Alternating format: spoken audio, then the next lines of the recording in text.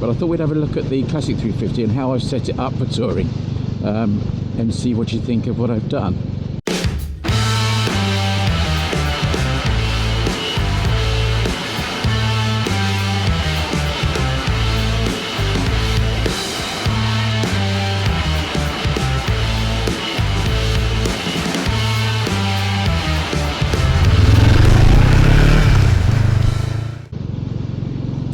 Right, good morning everybody. So the weather is looking okay this morning. So what's today's episode? So this is a precursor to a little tour which we'll be leaving on tomorrow. Obviously this is done in arrears so we're not really leaving tomorrow in your world, because we probably would be back by now. Anyway, so back to it. So what do we do? So we're going to be heading out on a tour of northern France, and when I say we, that's me and my lovely wife Karen. So we're going to be heading out on the two little J series Enfields. So we've got the Classic 350 and the Hunter 350, which is Karen's bike, and we've been getting the bikes ready, you know, just checking over, and I'll talk about that in a minute when I show you the bike. But yes, it's going to be only a short tour. So we're going Wednesday to Sunday, and I thought I'd just tell you the route and how we're actually doing that. So no camping involved this time.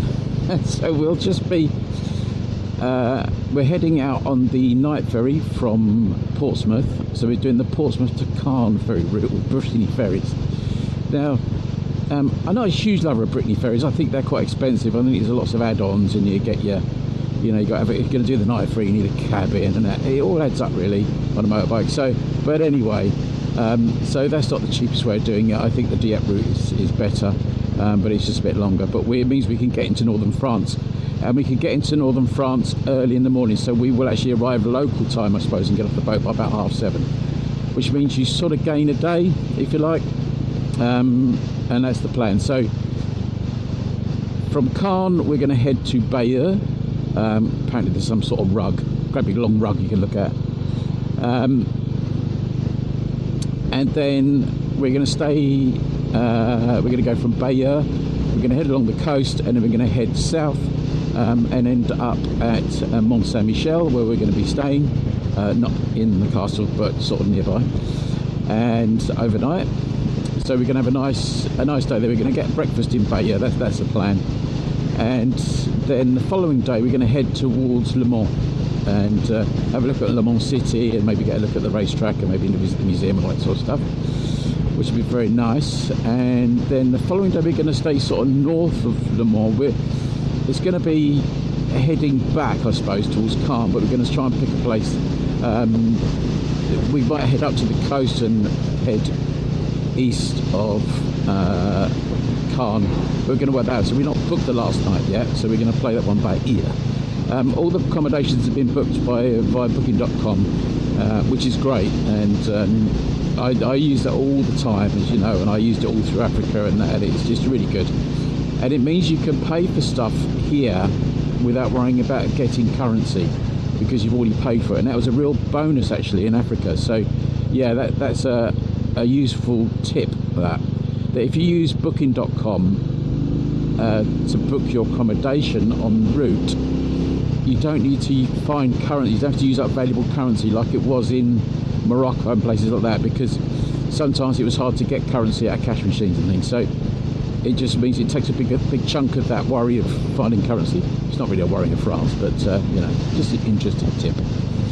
So obviously we're taking the two bikes, so I was going to show you what I've done to this bike in particular, because Karen's bike's pretty well set up. It's got the pannier racks, and we've got the new panniers for it and all that sort of stuff, but I'll show you both bikes side by side. But I thought we'd have a look at the Classic 350 and how I've set it up for touring, and see what you think of what I've done. And yeah, quite excited. So let's go and have a look at the bike and see what you think, because there's some bits on here that weren't on here yesterday. Right, I'll see you in a sec. Right, so here we are, the tour ready, adventure ready Classic 350.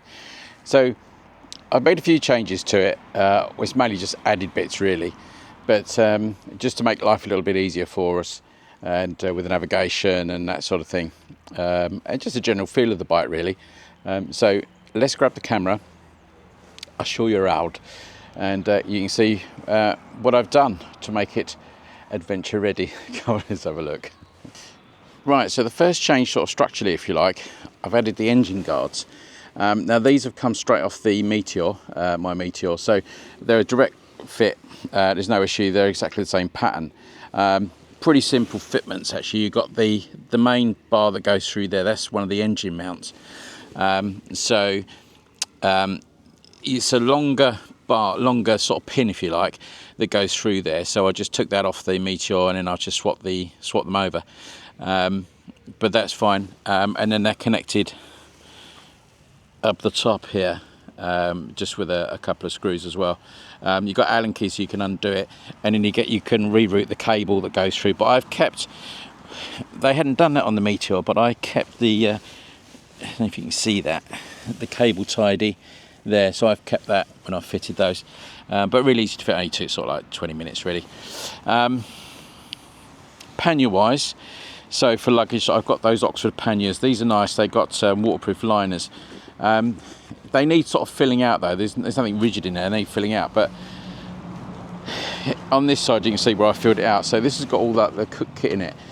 I'm going to take a lot of that out. I'm only going to take the coffee pot kit, and we're not going to be doing any cooking as such, but just to boil water with the stove and all the rest of it and just make some coffee. The dog bed, oh, the magic, you know, it makes such a difference. So what I did, get rid of that, I cut a little slot in there and put a Velcro strap in that goes underneath, so just holds it in place that side.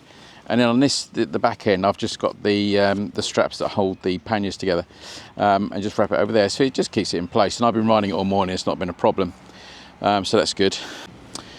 So I've taken the little rack off that I had, and I've gone back to a tank bag.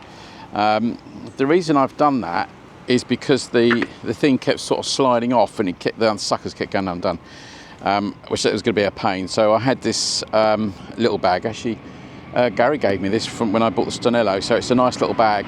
So I can keep documents, and also I keep my phone in here with a little charging unit pack in there, because I'm using the USB for something else on this bike, which I'll show you in a sec. We got the rear rack and stuff. Not really going to be using that. Both of us are going to be got both pannier setups, and we both got racks on our bikes. So it's just going to have a straightforward bag over the top here, which will be sort of linked to these really. And that's what I'll use day to day. I won't be taking these off at the end of the day. I'll just be taking that one bag out, which is more like a rucksack, makes it easier to control. Navigation wise, so what we've done, I used to have, I don't know if anybody remember, I had the Aochi on the Honda, but originally I had this Aochi A05 Lite, which I bought myself. And what I found with this unit, it was a really nice size. It won't come on so I'm going to have to start the bike. But the A05 Lite by Chiggy is a smaller unit, but I like that, and it's got a really nice interface. But this does connect directly with my phone, so although normally you're supposed to connect these sort of through the battery and all the rest of it, I saw someone say this the other day that they'd connected it via USB, and I thought, how are they doing that? But underneath here you have got a port which has got the USB-C in it. So I took that off, plugged it in, and it worked. So I've got the USB connector connected to the USB connector on the handlebar. So that means I can use that, and it's not draining any power out the bike. So that's going to be all the navigation, and it's really not intrusive. I quite like that. You can get a unit that's too big, but this AO5 is actually really nice for that. So that's what I'll be doing with that, which is cool. I've got my usual camera mounts up here, so I'll be using the 360 cameras normal up here. I've just bought another 360 camera, but it's the DJI version, because they've suddenly taken about 20% off those, so they're real seem to be a bit of a bargain at the moment. So that's the look of the bag. But what was really funny, when I when I put all that on and dog bed on and all the rest of it and put the engine guards, it really felt like an adventure coming up again, which is really cool. It's sort of adventure ready now, and we riding it this morning with the engine bars and everything. It sort of felt really cool, and so I quite enjoyed that. But it's sort of ready, all bar the filling it with fuel. We've done the checks on the bikes, we've done the chains, the tyres and all the rest of it, so we're all good in that respect. And the actual trip will only be, probably 500-600 miles, something like that, maybe 600 miles. But yeah, looking forward to it. So the bike is looking A1. Cool. Right, so that's the plan. We'll be heading off. The next video you'll see will be us heading off to the ferry at night. I'll try and get as much footage of that as I can. But prior to that, I'm going to be taking Karen to some, just so we're going to have some practice of sort of going over the sort of curbs and things. Now that might sound really weird and says if I'm just about to go and torture Karen, but it's really just to give her, she's not so confident in going over rough ground and stuff, and getting onto ferries. I know particularly that Brittany ferry, if you go up on the upper decks, there's quite a few sort of ramps and things to go up, and it's quite steep, and I just want to give her some experience of just controlling the bike over low curves and things, when you go from the sort of like one ramp to the next, just so it's not going to be a shock to her. And she's been watching my video of me getting on that boat, that exact boat actually, which is kind of funny. So I've got to try and find some sort of speed humps or low curbs just for her to bump up and down onto, so she gets used to that. Because what you don't want to do really is to stop at that point. You just want to be able to control the bike. So that's the idea. So I'm going to get her to do that today. We'll try and find something. You can never find a speed hump when you want one, can you? But I'm sure it'll be absolutely fine. And we will see you in the next episode as we leave. So probably, I don't know, a couple of 3 episodes, something like that, we'll put together. And where we tour to and all that sort of stuff. So it should be quite enjoyable. And I'm thinking the weather's going to be okay. Because I've had to put the waterproof lining, or the thermal lining in this jacket, and actually when you're stationary it's a bit warm.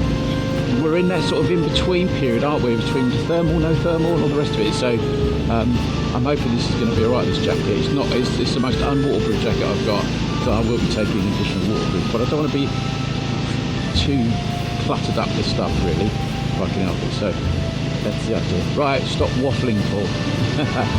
And I'll see you at the boat. That's the plan anyway.